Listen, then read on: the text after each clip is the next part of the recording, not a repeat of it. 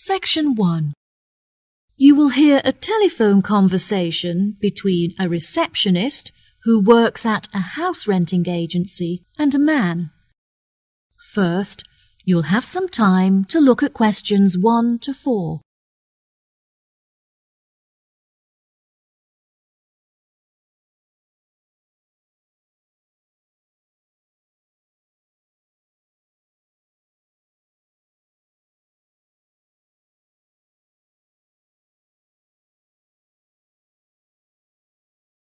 You will see there is an example that has been done for you. On this occasion only, the conversation relating to this will be played first. Hello, how can I help you today? Yes, hello. I'm just phoning you as I have seen an advertisement on your website for a property that I'm interested in renting. If possible, I'd like to find out some more information before I organise a viewing. No problem at all. What is the address of the property that you'd like to inquire about? It's 21 North Avenue. Okay. The address of the property is 21 North Avenue. So, 21 North has been written in the space. Now we shall begin. You should answer the questions as you listen, because you will not hear the recording a second time. Listen carefully and answer questions 1 to 4. Hello, how can I help you today? Yes, hello. I'm just phoning you as I have seen an advertisement on your website for a property that I'm interested in renting. If possible, I'd like to find out some more information before I organise a viewing. No problem at all. What is the address of the property that you'd like to inquire about? It's 21 North Avenue. Okay, what is it that you'd like to know? First of all, I'd like to know what facilities the office has, as I need to make sure that it'll be suitable for my advertising company. I see. The office contains a large open-plan space with a wide frontage onto a busy street with lots of passers-by, so your business would have a really good street presence. There is also a toilet and newly refurbished kitchen equipped with a dishwasher and oven. Wow, that sounds great. I'd definitely like to register my interest. Okay, perfect. I just need to take some details from you, if that's okay. What is your full name? Jonathan Smith. And what position do you hold in your company, Jonathan? Until recently I was sales manager. However, I've recently been promoted to regional manager, so I'll be in charge of running our new office. Can I ask where the office is located? Yes, of course. It's located downtown, just around the corner from Royal Square Shopping Centre. That's a bit too far out of the centre for my liking. I'd much prefer to be located in close proximity to the station. Do you have any property located in that vicinity? It would help me to narrow down the results if you could tell me how many employees you intend to have working in the office. Our branch is made up of 30 employees, and we'd like some extra space for meetings and presentations. Most average office spaces are around 8,000 square feet, but it sounds like you would need more space than that. I think that 10,000 square feet would be more suitable for your needs. Now, let's see, we have 10 properties that match those criteria, so let's try and narrow it down. Before you hear the rest of the conversation, you have some time to look at questions 5 to 10.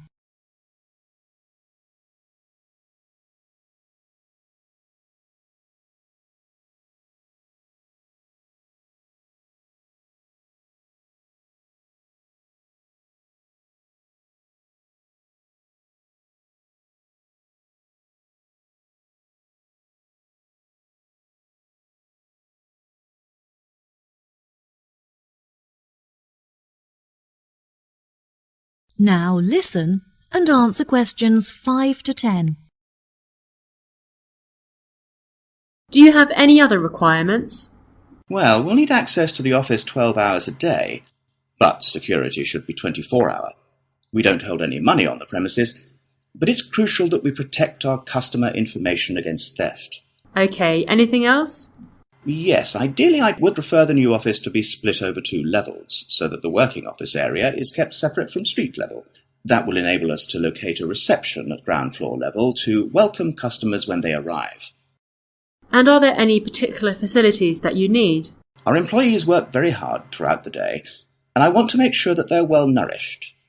It would therefore be ideal if I could provide them with a kitchen to cook hot meals at lunchtime.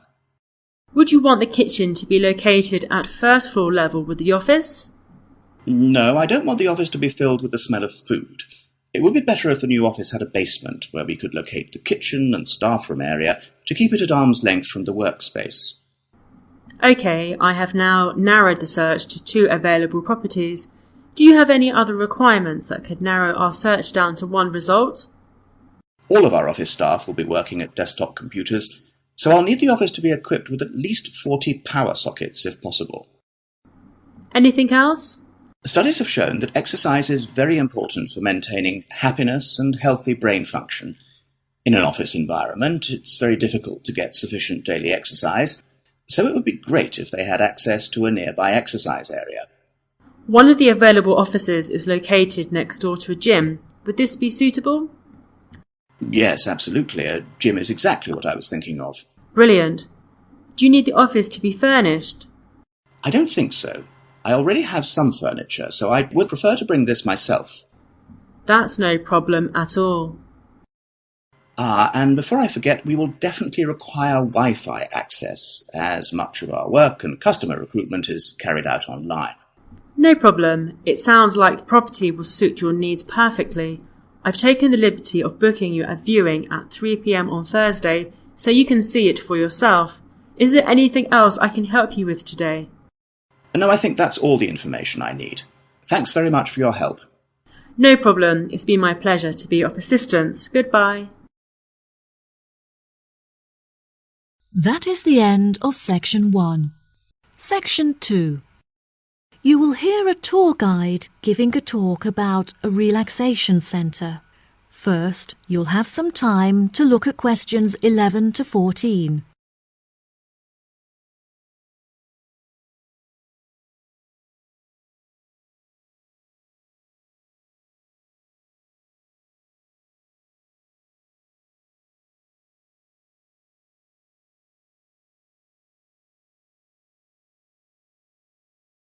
Now listen carefully and answer questions 11 to 14.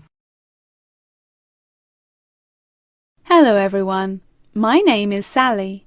Welcome to our globally renowned spa and relaxation centre here at Island View Estates.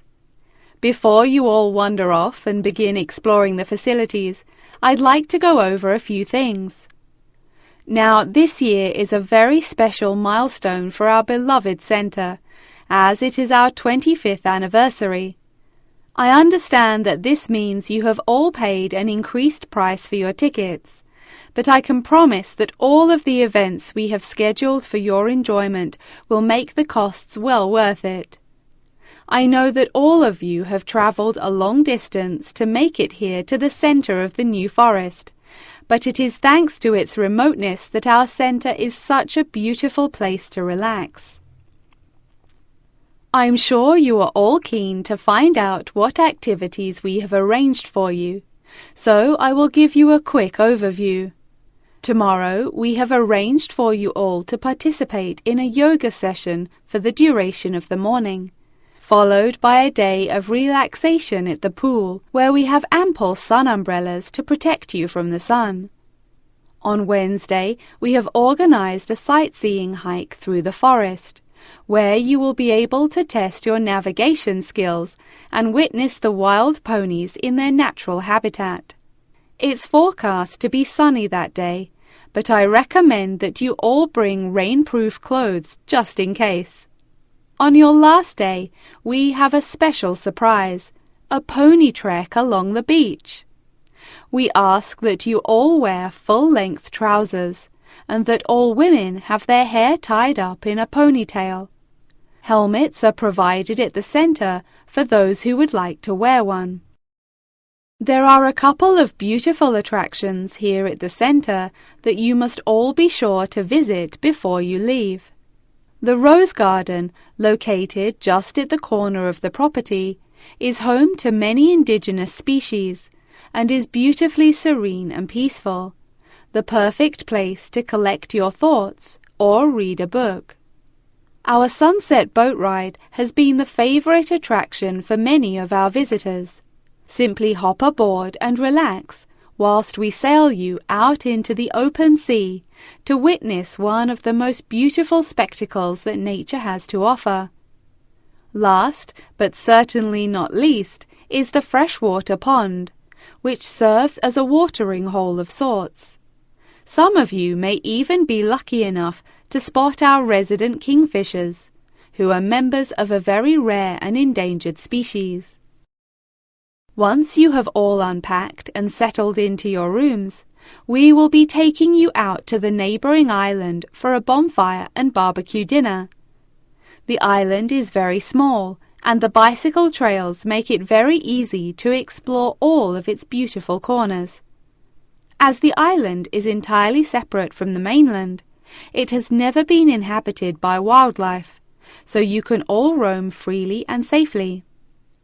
We have some bonding exercises for you all to take part in around the bonfire, where you can potentially make new friends and discover a lot about yourself.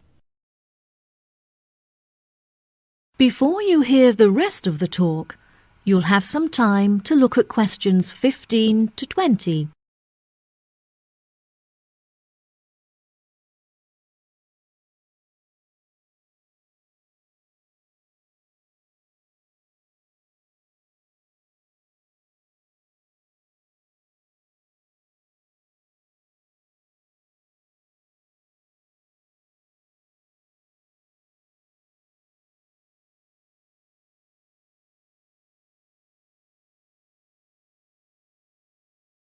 Now listen and answer questions 15 to 20. Now, let me tell you a little bit about the facilities that the resort has to offer. For those of you keen on indulging in a little bit of retail therapy, just wander along to our tourist centre, where we have a wide selection of presents on sale at reasonable prices. If you are feeling more drawn to the natural surroundings and scenery, I recommend that you take a trek up the mountain, where you can enjoy the panoramic outlook from the peak. For a bit of cultural indulgence, why not pay a visit to our small on-site theatre, where you can enjoy watching a range of movies and check out some works by our resident street artists. Just a 10-minute walk down the road is the local art museum, where you can roam around the sculpture courtyard or admire the many artworks on display. Here at the resort, we are incredibly lucky to be located right next to a nature reserve, where many species of endangered wildlife live in the pond. Just on the bank is a small hut where visitors can observe the fish and birds in their natural habitat. Now, if any of you are interested in history, you have the very interesting opportunity to visit the ancient building at the south side of the grounds. The building is now a museum. However, it originally served as a jail for those charged with crimes of treason against the royal family. Well, that just about rounds it up. Now, if anyone has any questions? That is the end of Section 2. Section 3. You will hear Lara and Tommy, two students, talking about their book club. First, you'll have some time to look at questions 21 to 24.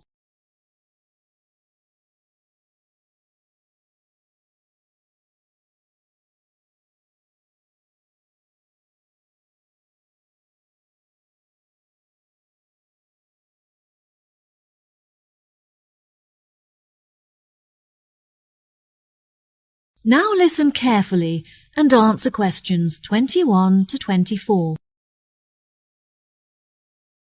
Hi, Tommy. I haven't seen you for ages. How have you been? Oh, hi, Lara. I'm great.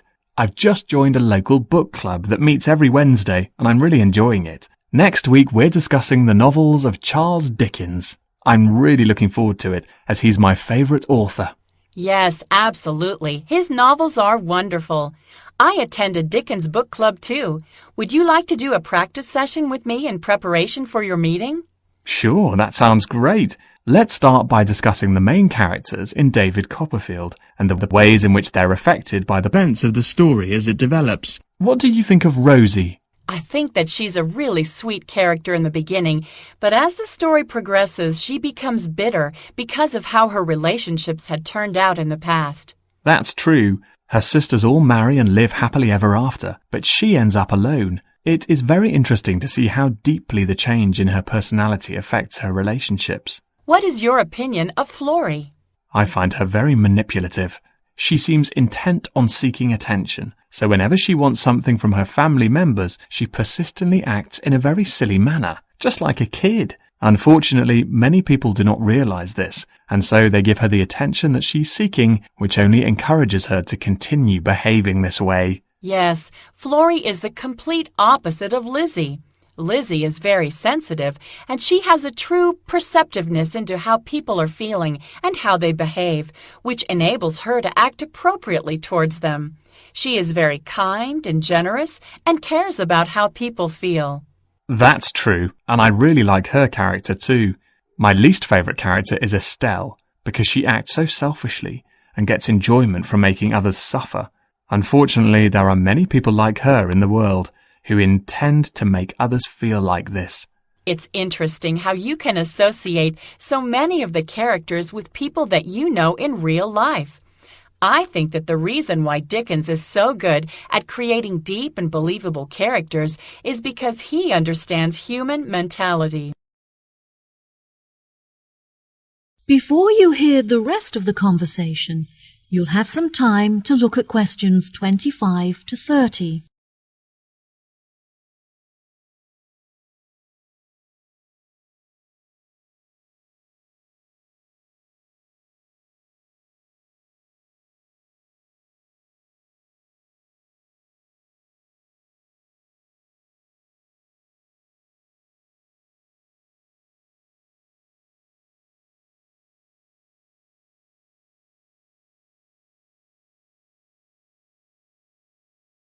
Now, listen and answer questions 25 to 30. Absolutely. What do you think of the literature lectures? I really look forward to them. They're the highlight of my week. The lecturer is usually late, but that gives you time to settle down and get organized before the lecture begins. Do you have a discussion period at the end? No, I don't think so. We're meant to, but since the lectures often begin late, this means that there is no time left for a conversation about the lecture. I think this is a real shame, because it really helps you to gain a good understanding of the books when you hear other people's opinion of it. What about your lectures? My lecturers have very good organisation skills, so their lectures are well organised and packed full of information. They always leave enough time at the end for consideration, when everyone is really quiet and we reflect on the lecture in our own minds before we open up for discussion. This really helps you to gather your thoughts and absorb the information from the lecture. Oh, that sounds brilliant. Do you think there is anything that needs to be improved? My experience of the course overall is really brilliant, but I feel there are many improvements that could be made to it. The IT support staff are great, but there are just not enough computers available for the numbers of people that need to use them. Every time that I need to use a computer, I have to queue up for at least 15 minutes. I find that the librarians are really helpful and approachable. However, the equipment is just not good enough. Whenever I need to use the photocopying facilities, for example, most of the machines are really old and slow, which means that you have to wait for ages for them to work. It's really frustrating because I'm often stretched for time. Perhaps we should start a petition to encourage the university to improve their facilities. That sounds good. What do you think of the group discussions? I really enjoy them. Since the class groups are so small, everyone gets to have their say and contribute thoughts to the conversation, so the classes are really effective. The only issue is that it's very difficult to find an opportunity to meet up, since everyone has such busy schedules. Yes, definitely. In our class, we pass around a ball, and only the person holding the ball is allowed to speak. Each person is only allowed to speak for a minute at a time, which helps us to make sure that we use the class time fairly, and it also makes the discussion more fun. That's true. It's been really great catching up with you. Thanks for your help. No problem. Good luck at your class. Bye. That is the end of Section 3. Section 4. You will hear a talk on research into music. First, you have some time to look at questions 31 to 40.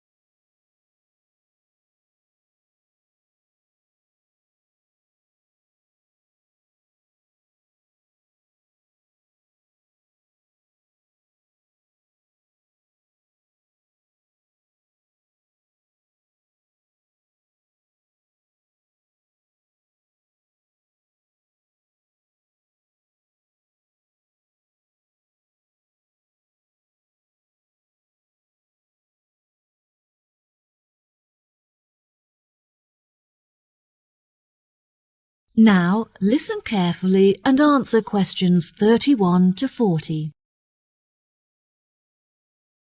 Today we're going to delve into the fascinating history of music in Britain and the evolution that it experienced throughout the duration of the 18th and 19th centuries.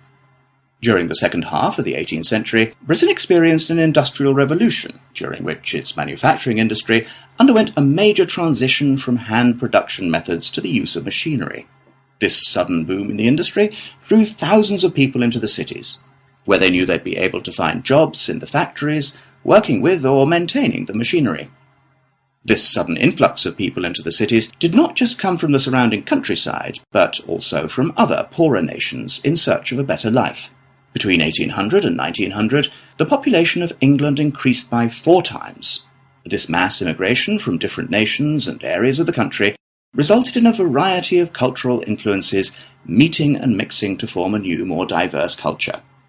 With this new culture came a new style of music. Prior to the Industrial Revolution, music had originally been written to reflect the hard, labour-intensive life in all kinds of industries when all work had to be done by hand. Most people resided in small rural communities where their lives revolved around farming. Life for the average person was difficult, as incomes were meagre, and malnourishment and disease were common. Despite the difference in nationalities of the people and the variety of musical genres, all of the music shared one common language, English. As many were unable to write, the songs were a means for the people to give voice to their experiences and feelings about their hard and laborious jobs. Most of the music written by the workers during this period has been lost, as a result of illiteracy and the wear of time. Now, you may be asking yourselves how these small musical works were formed. The roots of most of these groups can mostly be traced back to the younger members of the working classes, who were perhaps rebelling against the inferiority of their living and working conditions compared to those of the upper classes. Young performers would often lead these musical trends, usually possessing a great talent for singing or playing particular handmade instruments. As time progressed into the 19th century, these musical groups had gained much notoriety and would hold small performances in the street for all to watch. It was perhaps their blind optimism and rebellious spirit that led them to become so popular with their audiences, which were usually made up of the poorest of the poor. Despite efforts by the upper classes to put an end to these musical traditions, they continued to gain popularity and flourish. By the late 1870s, they had evolved past the barrier of the social echelons and gained access to the middle class. Performances were held in proper establishments, such as village halls, and some were even ticketed, with audiences paying a fee for the privilege of watching. Music produced by these groups were better recorded, and some is still preserved today in museums. The music of these groups may not exist in the present day, but its influences are still clear if you look closely enough. In classical culture, for example, many of the themes and theatrical performances are still based on the lives and experiences of the working classes both prior to and following the Industrial Revolution. The novel entitled Les Miserables by Victor Hugo, for example, is a novel about the French working classes and is still widely popular today. The original recordings of the music written during these periods are now hugely valuable due to the demand from avid collectors and enthusiastic fans. Many of these recordings are publicly owned and displayed in museum exhibits. However, a selection are still privately owned and occasionally appear for sale in auctions, often reaching prices in the hundreds of thousands. Well, that just about wraps the lecture up for today, so if anyone has any questions... That is the end of section 4. You now have half a minute to check your answers.